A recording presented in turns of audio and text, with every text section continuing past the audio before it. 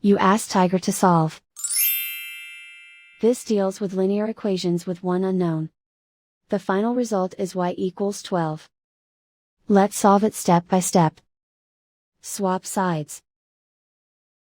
Isolate the y. Divide both sides by -5.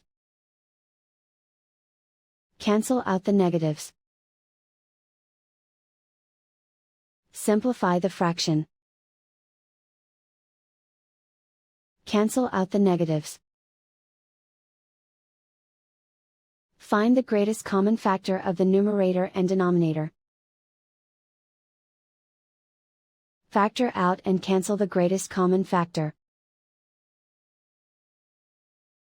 And so the final result is y equals 12.